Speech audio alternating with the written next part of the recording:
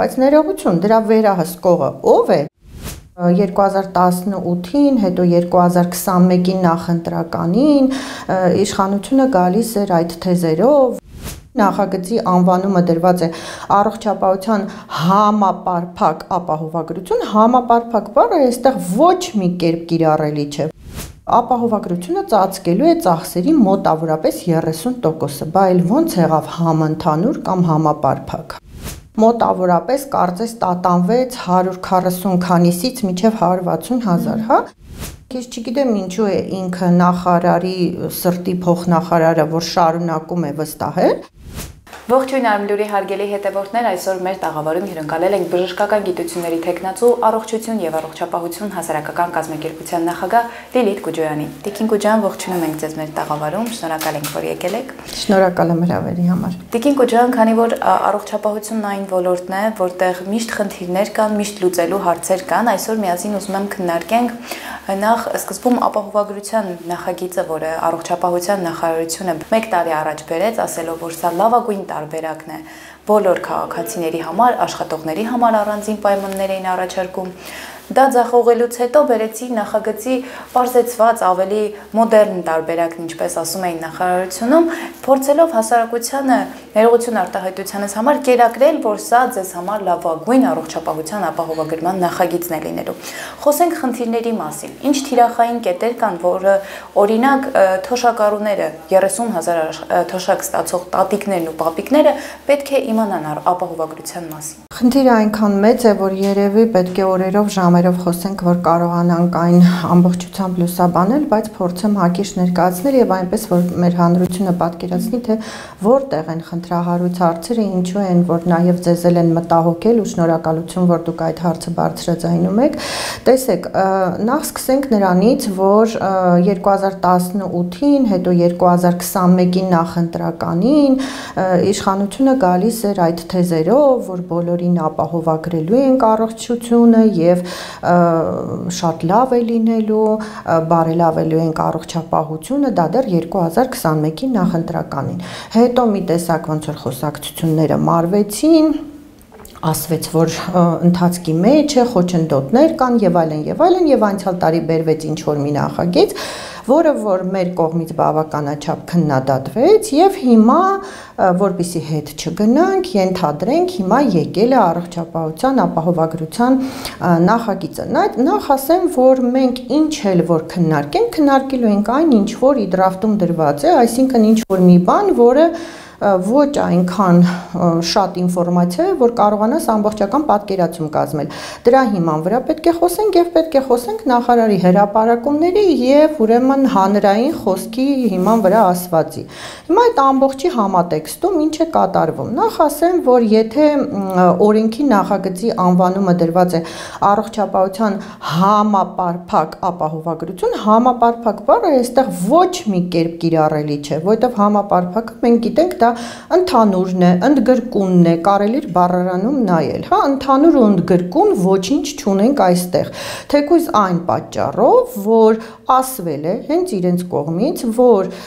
ապահովագրությունը ծածկելու է ծախսերի մոտավորապես 30%-ը, բա էլ ոնց եղավ համընդհանուր կամ համապարփակ, հա։ Հիմա անցնենք հաջորդ մասին։ Ուրեմն ասվում է, որ մինչև 18 տարեկան երեխաները պետք է ընդգրկվեն այդ ուրեմն ծրագրի մեջ։ Ներողություն, մինչև 18 տարեկան երեխաները այսպես կոչված պետպատվերի շրջանակում սպասարկվում էին, այո, այսինքն արդեն իսկ ընդգրկված են, այլ բան է, որ արդեն տարիներ ի վեր այսպես կոչված պետպատվերը պարբերաբար, չգիտեմ ինչի,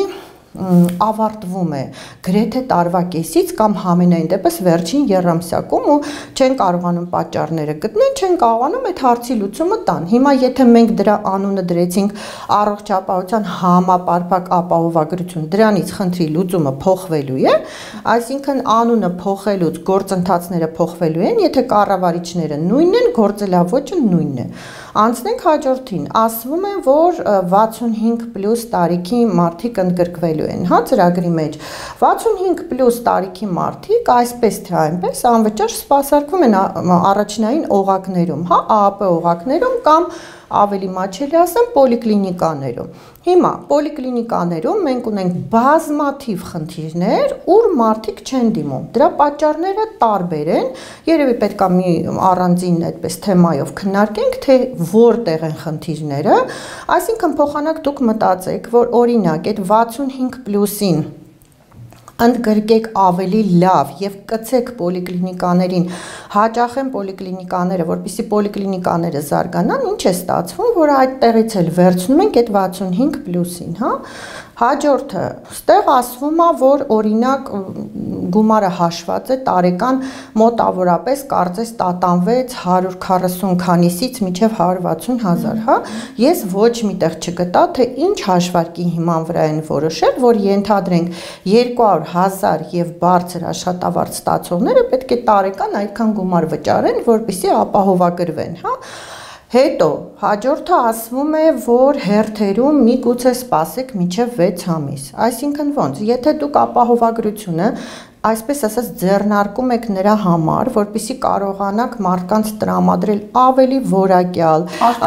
արտահերթ, այո, այդ բուժօգնությունը, ինչ է նշանակում մինչև 6 ամիս կարող եք հերթին սպասել, բա իհարկե պետք է սպասեն, որովհետև ինչ է ստացվում, որ բուժ հիմնարկների վրա դրվելու է բավականին մեծ բեռ, որի տակից բուժ հիմնարկը պետք է կարողանա դուրս գա, իսկ դա լինելու է շատ դժվար, որովհետև տարբեր ենթակառուցվածքների թե խնդիրներ ունենք, թե հագեցվածության խնդիր ունենք, այսինքն ստացվում է, այստեղ ինձ մոտ մտավախություն կա, որ մի քանի խոշոր բուժ հիմնարկները, որոնք որ այսպես թե այնպես նախարարության սիրելի բուժ հիմնարկներ են, հովանավորելի բուժ հիմնարկներ են, հիմնականը ուղղորդվելու են այդտեղ, մնացած բուժ հիմնարկներն են, դե տեսեք, օրինակ շատ ջերմ են վերաբերվում Սուրբ Գրիգոր Լուսավորիչին, հա, նույնիսկ ասենք, եթե ինչ-որ պիլոտային ծրագրեր են լինում, անպայման ընդգրկում են այդ բուժ հիմնարկը, կարծես այս քաղաքում ուրիշ բուժ հիմնարկ չկա, եւ վերջապես տեսեք, աճ ու ձախ բաժանվել է տարիներ շարունակ, հատկապես վերջի տարիներին, տարբեր մասնավոր ամբուլատոր բուժ կենտրոններին լիցենզիաներ են, հա, շնորհվել, հիմա այդ մարդիկ ծախս են արել, վերցրել են ինչ-որ տարածքներ, կամ գնել են, կամ արենդայով են վերցրել եւ ստեղծել են, այսպես ասած, ԱԱՊ օղակ կամ վճարովի ինչ-որ ամբուլատորիա ու կարծես թե հաջող աշխատում են, հա։ Հիմա ինչ է ստացվում, եթե այս այսպես կոչված համապարփակ ապահովագրության մեջ դրանք չեն ընդգրկվելու, մարդկանց անընդհատ շահագրգռելու են ուղղորդեն դեպի այնտեղ, որտեղ որ կարելի է թեկուզ մասամբ օգտվել ինչ-որ առավելություններից, տուժելու են այս հիմնարկները, հիմա փաստորեն ինչ է դառնում, հիմա հերթով սրանց փակելու ենք, մարդկանց զրկելու ենք աշխատանքից, հա, եւ ծանրաբեռնվածությունը թեկուզ մասնագիտական ավելացնելու ենք XYZ հիմնարկներում։ Բնականաբար ես որպես փորձագետ պետք է ունենամ նման մտավախություններ։ Հա, իդեպ ասեցի փորձագետ, հիշեցի, որ օրերս տիկին նախարարը գրառում էր արել հերթական եւ ասում էր, որ փորձեմ հանրամատչելի լեզվով գրեմ գրառումս, քանի որ մարդիկ հասկանան եւ փորձագետները ինչ չբսկտեն, ներողություն, մարդիկ չեն բսկտում, ես ասեմ, հա, իրեն, որ մարդիկ կարծիք են արտահայտում ու լավ կլիներ, որ մեր նախարարությունը ականջալուր լիներ, ինչը որ չունեն իրենք, բացարձակ ոչ մի այլակարծություն չեն ընդունում, այլախոհների անվան հետ են նույնիսկ խաղում, փորձում են ասել, որ մարդիկ, այսպես ասած, իրենց անտեղի մեղադրում են տարբեր հարցերում, բայց կներեք, եթե տիկին նախարարը ինքը իրավաբան լինելով կարծում է, որ ինքը տերմիններ գիտի, իսկ հանրությունը լսում է, չի հասկանում, չարաչար սխալվում է։ Եվ ուրեմն այստեղ շատ այնքան հարցեր կան, որ նույնիսկ ինֆորմացիայի պակասել կա, այսինքն չես կարողանում լիարժեք հասկանալ, թե ինչ են իրանք փորձում անել, հա, եթե շատ կարևոր հարցի անդրադառնամ։ Տեսեք, մասնավոր ապահովագրական ընկերությունները, ես որպես բուժող բժիշկ գինեկոլոգ ասեմ, հա, մասնավոր ապահովագրական ընկերությունների գինեկոլոգիական փաթեթները շատ նեղ է, շատ քիչ բան են ապահովագրական ընկերությունները փոխհատուցում։ այլ ծառայություններին էլ նույնպես։ Երբ որ մենք տարիներ շարունակ հարց ենք բարձրացնում, որ եթե ապահովագրական ընկերություններին տրվել է արտոնություններ ինչ որ չափով պետք է նաև վերահսկելի լինի, որ իմաստ ունենա, հա, այդ ապահովագրական ընկերությունների հետ բուժ հիմնարկների կողմից պայմանագրեր կնքելը, ապա ասվում էր, որ դրանք մասնավոր ընկերություններ են եւ որոշակի դաշտից դուրս են եւ այլն եւ այլն։ Հիմա եթե պետական ապահովագրական ընկերությունա լինելու կամ հիմնադրամ կամ չգիտեմ անունը ինչ ուզում եք դրեք, ես ոչ միտեղ չեմ տեսել, որ գրված լինի հստակ ենթադրենք այս կամ այն ախտաբանությունները, հիվանդությունները փոխհատուցվելու են, սրանք փոխհատուցվելու են 50%-ով, իսկ նրանք փոխհատուցվելու են 30%-ով։ Պետք է լինի հստակեցում։ Այսինքն կա նախագիծը, ըստ նախարարի լավագույն նախագիծը, որ կարող է լինել ժամանակին, բայց այդ նախագիծն այնքան թերի է, որ հստակ կա մի քանի կետ, եթե այդ մի քանի կետով խորանանք, բազում բաց թողած բաներ կլինեն։ Տեսեք, եթե ինֆորմացիան շատ ավելի շատ լիներ, հաստատ թերություններ ավելի շատ կլինեն, բայց պատկերացեք այսքանով հանդերձ արդեն ի սկզբանե երևում է, որ մենք ունենալու ենք խնդիրներ բազմաթիվ, ձախողումներ հերթական անգամ, ու ասենք այդ բառերը պատմական, աննախադեպ, որ կիրառվում են այս նախագծի հանդեպ, ես ուղղակի գիտեք, նույնիսկ չգիտես ինչ արձագանք ես, տարօրինակ է պարզապես։ Տիկին Գուջան, ըստ երևույթին այս ապահովագրության նախագիծը դրված էր փոխնախարար Լենա Նանուշյանի ուսերին, որը պետք է հաջողեր նախորդ տարի ներկայացված նախագիծը չհաջողելուց, պետական բյուջեից ֆինանսավորում չստանալուց հետո նախարարը իր ձեռքն առավ ու ինքը ներկայացրեց այս տարվա բարեփոխված տարբերակը։ Այստեղ Նանուշյանի գործառույթն եմ ուզում վերլուծենք։ Արդյոք ինչպիսի փոխնախարար էր, որ չկարողացավ պարզապես հաջողել այս ոլորտը։ Գիտեք ինչն է ցավալին, տեսեք, անընդհատ խոսվում է նրա մասին, որ մենք ուզում ենք լավ առողջապահական համակարգ, այսինքն օրինակ բժիշկներին ստիպում ենք, որ գումարներ վճարեն ՇՄԶ վերապատրաստումները անցնեն, հիմա էլ սպասվելի կանադական լիցենզիան, որպեսզի որակի մասնագետ լինի, որպեսզի այս լինի, այն լինի, որ ունենանք առողջապահության լավ որակ, բայց ներողություն, դրա վերահսկողը ով է, եթե վերահսկողը բազմաթիվ անգամ ձախողում է, ուրեմն մեր ազգաբնակչությունը պետք է հետևություններ անի, որ տվյալ անձը չի կարողանում կառավարել ոլորտը, հա, այսինքն կամ պետք է ինքը փոխարինվի, կամ չգիտեմ արդեն ինչ պետք է արվի, բայց համենայն դեպս այն, որ այո, ձախողված է, դա ակնհայտ է ու երկրորդ կարծիք լինել չի կարող։ Տիկին Գուջան, Լենա Նանուշյանը նաև պետպատվերների մասով էր պատասխանատուն եւ ինչպես տեսնում ենք, ինչպես դուք ձեր խոսքում ասեցիք, տարվա կեսին պարզապես պետպատվերները գոյություն չունեն։ Արդյոք ինչու է ստեղծվում այդպիսի իրավիճակ, երբ օրինակ հունիս-հուլիս ամիսներին դիմաց քաղաքացին պետք է սպասի, մինչև հաջորդ տարվա համար հատկացումներ լինեն, նոր ստանա համապատասխան բուժումը, այն դեպքում, երբ որ իրավիճակը հրատապ է։ Այստեղ եւս կա Լենա Նանուշյանի գործառույթը, որովհետեւ նա էր համակարգում այս ոլորտը։ Ինչպես է այսպես ստացվում, որ ձեր, ինչպես դուք ասացիք ձեր խոսքում, ամեն ոլորտ ձախողելուց հետո միևնույն է նրան ինչ-որ բաներ կրկին վստահում են։ Տեսեք, ես չեմ ուզում լինի անձնավորված, այսինքն իմ խոսույթը կոնկրետ անձնավորված լինի։ Ուզում ա ինքը լինի, ուզում ա լինի Պողոս Պողոսյանը։ Փաստը մնում է փաստ, որ եթե փոխնախարարին վստահվել է ինչ որ մի գործառույթ, որը որ չի իրականանում, ուրեմն ինքը դա